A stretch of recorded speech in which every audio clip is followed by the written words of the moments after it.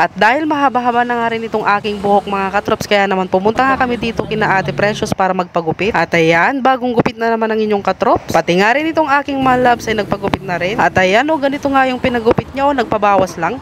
So ayun mga katrops, dahil sobrang gastar na sa shampoo itong buhok ko, kaya naman ipapagupit ko na. At nagiging mukhang oblong na nga rin itong shape ng aking muka. At dinayo na nga namin si Ate Precious sa kanyang lungga dahil wala nga siyang pwesto sa bayan. At dito nga lang ito sa may karwasyan, sa may tapat ng malaking bahay. So dahil marami-rami pa nga nagpapagupit, kaya naman pumunta nga muna kami sa bilihan ng Chicken Joy dahil nakaangot nga yung aking malabs ng Chicken Joy, kaya naman nag-crave naman siya. What? Bale, bumili nga kami ng 4 na piraso dahil talaga namang rawot kami, kaya naman ayan, tigdadalawa na nga lang kami para hindi mabitin. Bale, tagkikinsi nga lang yung presyo nito, kaya naman okay lang. At doon nga kami bumili sa lagi naming pinagbibilihan dahil talaga namang napakasarap ng Chicken Joy nila. At sakto dito sa pinagpapagupitan ay meron ngang store dito, kaya naman dyan na lang kami bumili ng mga soft drinks. At dahil na-wash out na nga lahat yung ginugupitan ni Ate Precious, kaya naman tinawag niya na nga ako dito at umupo na nga ako, tapos ay ginugupitan na nga ako. At habang tinatapyasan nga niya yung buhok ko ay tamang marites na nga lang kami dyan. At ang pinagkwekwentuhan nga namin ay ang buhay ng mga kapitbahay namin ng mga chismosa na kagaya namin. Hindi, charis lang mga katrops, baka mamaya may maniwala, mag-comment pa dito. Ang talagang pinagkwekwentuhan namin Ate Precious dito ay yung tungkol sa account niya dito sa Blue App, na bakit daw may mga boss post na nagpapakita doon sa account niya. Ano daw ba yon? Siya ba yung magbabayad o siya yung babayaran? At tinanong nga rin niya kung para saan daw ba yon. Kako naman, ikaw yung magbabayad. At kung para saan naman ay kung gusto mong dumami nga yung mga views ng mga video mo. At sabi nga niya, hindi nga niya daw aanin yung maraming views kasi hindi naman siya nagbablog. Kaya naman sinabihan ko nga siya na baka magkamali siya ng pindot at mapindot niya nga yung magbo-post siya. Ay nako, yari ka talaga niyan dahil direkta yan sa GCash. Kaya naman kanina pinatingin nga niya sa akin yung cellphone niya, yung account niya, dahil may nagno-notif nga sa kanya na pwede nga daw siyang kumita. Kaya naman kako sa kanya ay baka naka-turn on yung